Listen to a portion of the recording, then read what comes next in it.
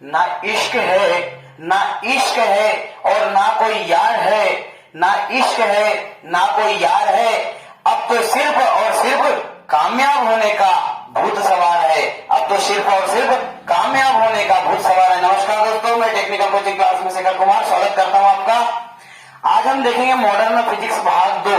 जैसा कि मैंने आपको पहले बताया था, वैसे ही मैंने इसके पहले एक वीडियो और डाला था, उसमें आपने देखा होगा कुछ बच्चों ने मुझे और क्वेरीज की थी कि सर और मॉडर्न फिजिक्स संबंधित इंपॉर्टेंट क्वेश्चन बताइए। तो उसके लिए मैंने आज मॉडर्न फिजिक्स के इंपॉर्टेंट 25 क्वेश्चन की सीरीज फिर से दोबारा से आपके सामने लेकर आया हूं।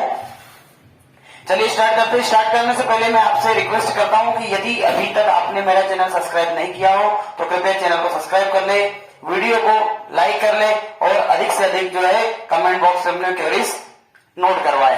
तो चलिए स्टार्ट करते हैं। सबसे पहला क्वेश्चन है हमारे पास में, डेसिबल इकाई का प्रयोग किया जाता है, या हम कह सकते हैं कि डेसिबल जो है कौन से किस चीज की इकाई है, मतलब हम क्या मापते हैं इससे, प्रकाश की गति के लिए या ऊष्मा की तीव्रता के लिए या ध्वनि की तीव्रता के लिए या रेडियो तरंग की आवृत्ति के लिए।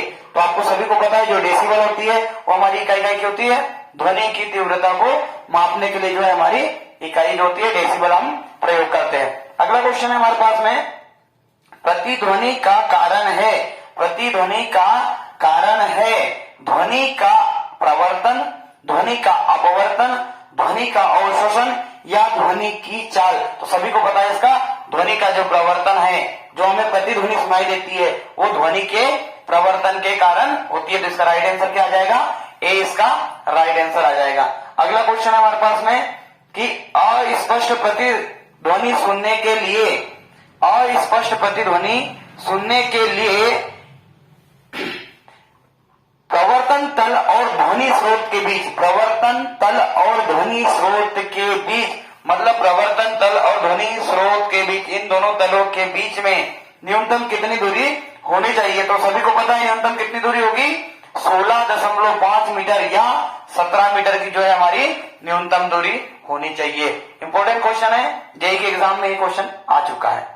अगला क्वेश्चन है हमारा कि रडार की कार्यप्रणाली, रडार की कार्यप्रणाली जो होती है निम्न सिद्धांत पर आधारित होती है, रेडियो तरंगों के अपवर्तन पर या रेडियो तरंगों के परावर्तन पर या डॉपलर के प्रभाव पर या रमन प्रभाव पर। तो इसका राइट आंसर क्या आएगा, रडार की कार्यप्रणाली जो होती है रेडियो तरंग के परावर्तन पर डिपेंड करती है, रेडियो तरंग के परावर्तन पर डिपेंड करती है। अगला क्वेश्चन हमारे पास में है कि अंतरिक्ष में किसी अंतरिक्ष यात्री को, अंतरिक्ष में किसी अंतरिक्ष यात्री को आसमान कैसे दिखाई देता है, या अंतरिक्ष में किसी अंतरिक्ष यात्री को आकाश जो है कैसा दिखाई देता है। तो सभी को पता है सफेद, नीला, काला या लाल। तो सभी को पता है प्रकाश का अपवर्तन परावर्तन में पढ़ा चुका हूं। तो इसका क्या राइट आंसर आएगा, काला, काला इसका राइट आंसर आएगा। अगला क्वेश्चन है हमारे पास में कि आंख के किस भाग द्वारा, आंख के किस भाग द्वारा आंख में प्रवेश करने वाले प्रकाश की मात्रा को नियंत्रित किया जाता है। जो हमारी आंख होती है, ये आंख के जो है किस भाग द्वारा, जो आंख होती है इस आंख के किस भाग द्वारा जो होती है हमारे आंख में प्रवेश करने वाले प्रकाश की मात्रा को कंट्रोल किया जाता है। तो सभी को पता है किसके द्वारा कंट्रोल करते, आइरिस, आइरिस जो होता है जो हमारे आंख के अंदर का जो निचला भाग होता है आइरिस, उसके द्वारा हम इसको नियंत्रित करते हैं। अगला क्वेश्चन है हमारे पास में कि सूर्य ग्रहण तब होता है, सूर्य ग्रहण जो है कब होता है। सभी को पता है सूर्य ग्रहण कब होता है, जबकि चंद्रमा पृथ्वी और सूर्य के बीच में हो जाता है, पृथ्वी और सूर्य के बीच में होगा। जैसे ये आपका सूर्य है और ये आपकी पृथ्वी है, तो इसके बीच में चंद्रमा आने से जो होता है हमारा सूर्य ग्रहण होता है, क्योंकि इसकी डायरेक्ट रेज जो होती है वो पृथ्वी पर नहीं जा पाती है और इसी कंडीशन में सूर्य ग्रहण होता है। तो चंद्रमा जो है पृथ्वी तथा सूर्य के बीच में आ जाता है। अगला क्वेश्चन है हमारे पास में, मोस्ट इंपोर्टेंट क्वेश्चन है कि अबिंदुता का दोष दूर करने के लिए निम्न में से किस लेंस का प्रयोग करेंगे।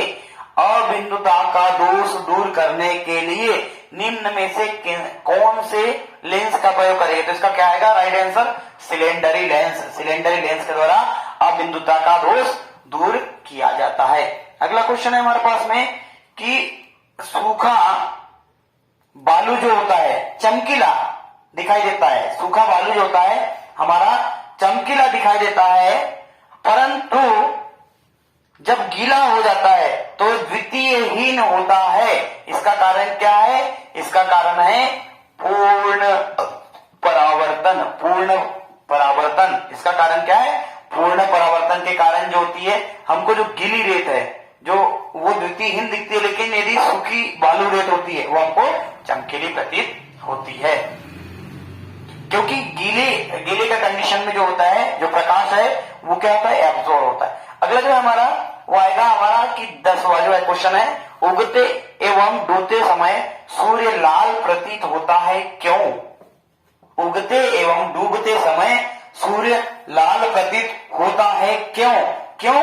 क्योंकि लाल रंग का प्रकीर्णन जो होता है सबसे अधिक होता है, या लाल रंग का प्रकीर्णन सबसे कम होता है, या लाल रंग का प्रकीर्णन नहीं होता है, या उगते और डूबते समय सूर्य का ताप जो होता है वो अधिक होता है। तो इसका कारण क्या आएगा? लाल रंग का प्रकीर्णन जो होता है हमारा सबसे कम होगा। यही कारण उगते और डूबते समय सूर्य का जो लाल रंग है वो हमको ज्यादा प्रतीत होता है। अगला जो क्वेश्चन है हमारे पास में कि कुछ परिवहन वाहनों में अतिरिक्त पीली बत्ती होती है। आपको सभी को पता है परिवहन वाहन जो होते हैं उसमें अतिरिक्त पीली बत्ती होती है। ऐसा इसलिए किया जाता है क्योंकि क्या आएगा भाई कि पीली बत्ती होने से वाहन सुंदर दिखते हैं, या पीली बत्ती कम विद्युत ऊर्जा खर्च करती है, या पीला प्रकाश कोहरे को भेदता सड़क साफ दिखाई देता है, या इनमें से कोई नहीं। तो इसका राइट आंसर क्या आएगा? पीला प्रकाश कोहरे को भेदता है जिससे सड़क साफ दिखाई देती है, इसलिए इसमें अतिरिक्त पीली बत्ती यूज की जाती है। अगला क्वेश्चन है हमारे पास कि जल के अंदर वायु का बुलबुला कैसा व्यवहार करता है? द्विफोकसी लेंस जैसा, अभिसारी लेंस के जैसा, अपसारी लेंस के जैसा, या शंक्वाकार लेंस के जैसा? तो आपको सभी को पता है ये जो होगा अपसारी लेंस जो है उसके जैसा व्यवहार करेगा। लेंस के चैप्टर में इसको मैं और डिटेल आपको पढ़ाऊंगा। अगला है कि जब कोई वस्तु दो समांतर समतल दर्पणों के बीच रखी जाती है तो बने हुए प्रतिबिंब की संख्या कितनी होगी? मतलब जब कोई वस्तु दो समांतर समतल दर्पण के बीच में, समतल जो दर्पण हो गए उसके बीच में यदि कोई वस्तु को हम रखेंगे तो बने हुए प्रतिबिंब की संख्या कितनी होगी? बने हुए प्रतिबिंब की संख्या कितनी होगी? ये सभी को पता होना चाहिए कि इसकी संख्या कितनी होगी। इसके 4 आंसर है, 2, 1, 6 या अनंत। तो क्या होगा? इनफिनिटी जो है इसका राइट आंसर होगा, अनंत प्रतिबिंब बनेंगे। अगला क्वेश्चन जो है हमारे सामने, देखो ये जो दर्पण वाला क्वेश्चन है ये बहुत बार पूछा गया है ना, इसलिए इसकी तैयारी अच्छे से करना। अगला क्वेश्चन है हमारा कि आकाश नीला प्रतीत होता है। आकाश जो है वो नीला प्रतीत होता है क्यों? नीले जैसे ऊपर जाती है, या वायु में प्रदूषण विद्यमान होता है, या सितारे नीला प्रकाश प्रक्षेपित करते हैं, या वातावरण में वायु कण सूर्य किरणें विकिरित करते हैं। तो इसका राइट आंसर क्या आएगा? वातावरण में वायु के कण जो होते हैं वो सूर्य किरणें को जो क्या करते हैं? विकिरित कर देते हैं। इसके कारण आकाश नीला प्रतीत होता है। मतलब आकाश जो है नीला इसीलिए दिखाई देता है क्योंकि वायु के जो कण है सूर्य किरणें विकिरित कर देते हैं। अगला जो है हमारे पास में क्वेश्चन है सोडियम वाष्प लैंप जो होते हैं प्राय प्रकाश के लिए प्रयुक्त किए जाते हैं। क्यों? सस्ते होते हैं, या हम कह सकते हैं कि इनका प्रकाश एक वर्णी होता है और पानी की बूंदे से गुजरने पर विभक्त ही होता है, यह आंखों के लिए शीतल है, या ये चमकदार रोशनी देते हैं। तो इसका राइट आंसर क्या आएगा?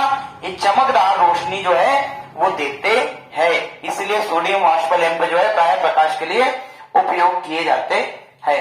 अगला जो आएगा हमारा कि किसी ऐनक के लेंस का पावर प्लस 2 डायऑप्टर हो तो इसके फोकस की दूरी कितनी होगी? 200, 100, 50 या 2? तो सभी को पता है इसका राइट आंसर क्या आएगा? 50 सेंटीमीटर जो है इसका राइट आंसर आएगा। अगला क्वेश्चन है हमारे पास में कि प्राथमिक रंग कौन कौन से है? प्राथमिक रंग इनमें से कौन कौन से है? लाल हरा नीला, नीला पीला हरा, लाल कत्थई पीला या पीला बैंगनी नीला? तो सभी को पता है ये कि जो लाल हरा और नीला है ये जो होते हैं ये मुख्य रंग होते हैं, प्राथमिक मुख्य रंग होते हैं। अगला क्वेश्चन हमारे पास में है कि लेंस की क्षमता का मात्रक होता है, लेंस की क्षमता का मात्रक होता है ऑप्टर, डाईऑप्टर, ल्यूमेन या इनमें से कोई नहीं? सभी को पता है कि लेंस की क्षमता का मात्रक क्या होगा? डाईऑप्टर, डाईऑप्टर जो इसका राइट आंसर होगा। अगला क्वेश्चन है हमारे पास में कि यदि किसी कमरे में हरा विद्युत बल्ब लगा हो तो लाल वस्त्र कैसे दिखाई देगा? पीले रंग का, नारंगी रंग का, काले रंग का या नीले रंग का? तो सभी को पता है कि ये जो है काले रंग का जो है दिखाई देगा। जी विजय, बिल्कुल आपने सही बोला, ये जो है काले रंग का ही दिखाई देगा, बिल्कुल सही है, हाँ बिल्कुल सही। अगला क्वेश्चन है हमारे पास में कि प्राथमिक रंग है प्रकृति में पाए जाने वाले रंग, इंद्रधनुष के रंग, श्वेत प्रकाश के स्पेक्ट्रम के रंग या वे रंग जो अन्य रंगों के मिश्रण से उत्पन्न नहीं किए जा सकते हैं? तो आपको सभी को पता है कि ऐसे रंग जो अन्य रंगों से, वे रंग जो अन्य रंगों के मिश्रण से उत्पन्न नहीं किए जा सकते, वे ही रंग जो होते हैं प्राथमिक रंग होते हैं। तो इसका राइट आंसर क्या जाएगा? बी इसका राइट आंसर आएगा। अगला क्वेश्चन है हमारे पास में कि वर्णांधता को किस लेंस से दूर किया जाता है? वर्णांधता को किस लेंस से दूर किया जाता है? अवतल लेंस, उत्तल लेंस, बेलनाकार लेंस या इनमें से कोई नहीं? तो इसका राइट आंसर क्या आएगा? बेलनाकार लेंस, बेलनाकार लेंस। देखो आपको जो भी कुछ डाउट हो या कोई क्वेरीज हो तो आप मेरे जो पिछले वीडियोस है वो वीडियो को आप देख सकते हो, उसमें मैंने आपको डिटेल बताया हूं। और मॉडर्न फिजिक्स एनसीईआरटी वाला जो है मैं आपको एक बार चैप्टर और दोबारा से पढ़ाऊंगा जिसमें आपको ये सारी चीजें क्लियर हो जाएगी। तो इसका राइट आंसर क्या जाएगा? बेलनाकार लेंस। अगला क्वेश्चन है हमारे पास में कि जिस सिद्धांत पर ऑप्टिकल फाइबर काम करता है, जिस सिद्धांत पर ऑप्टिकल फाइबर काम करता है वो क्या होता है? पूर्ण आंतरिक परावर्तन। ये भी थोड़ी देर पहले हमने क्वेश्चन पढ़ चुके हैं ना, तो पूर्ण आंतरिक परावर्तन। अगला क्वेश्चन है कि किसी तारे के रंग से पता चलता है कि उसके भार का या आकार का या ताप का या दूरी का? क्या पता चलता है? किसी तारे के रंग से क्या पता चलता है? तो तारे के रंग से जो है उसका ताप का पता चलता है, ताप का पता चलता है। अगला क्वेश्चन जो है हमारे पास में मोस्ट इंपोर्टेंट क्वेश्चन है जो कई बार पूछा गया है कि प्रकाश के निम्नलिखित प्रकारों में से किन का पौधे द्वारा तीव्र अवशोषण होता है?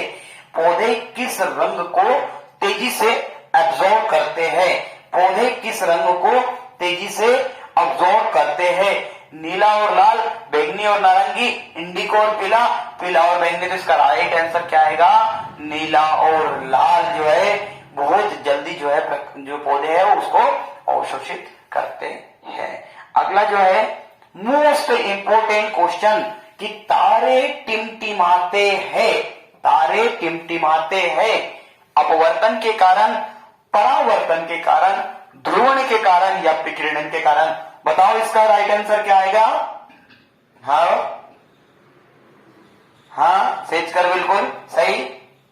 जी हाँ मुकेश, इसका राइट आंसर आएगा अपवर्तन के कारण। इसका राइट आंसर आएगा अपवर्तन के कारण। आज मैं 2-3 क्वेश्चन और एक्स्ट्रा लेकर आया हूं तो हम वो भी देख ही लेते हैं, है ना। तो ये मोस्ट इंपोर्टेंट क्वेश्चन है, तारे किस कारण टिमटिमाते हैं? अपवर्तन के कारण। अगला क्वेश्चन है हमारा कि लाल कांच को अधिक ताप पर गर्म करने पर वह दिखाई देता है? लाल, हरा, नीला या पीला? देखो क्वेश्चन कंफ्यूजन के लिए बहुत दिए जाते हैं, इसलिए बहुत ध्यान से इनको पढ़ना। तो लाल कांच को अधिक ताप पर यदि गर्म करेंगे तो लाल ही दिखाई देगा, लाल ही दिखाई देगा। अगला क्वेश्चन है हमारे पास में कि श्वेत प्रकाश को नली में कैसे पैदा करते हैं। श्वेत प्रकाश को नली में कैसे पैदा करते हैं? तो तांबे के तार को गर्म करके, या फिलामेंट को गर्म करके, या एटम को उत्तेजित करके, या अनुभव को दोलित करके। तो इसका राइट आंसर क्या आएगा? तंतु को, फिलामेंट को गर्म करके जो है श्वेत प्रकाश को नली में पैदा किया जाता है। अगला क्वेश्चन आएगा हमारे पास में कि जल में वायु का बुलबुला जिसकी भांति व्यवहार करेगा वह क्या है? जल में वायु का बुलबुला किसके जैसा दिखेगा?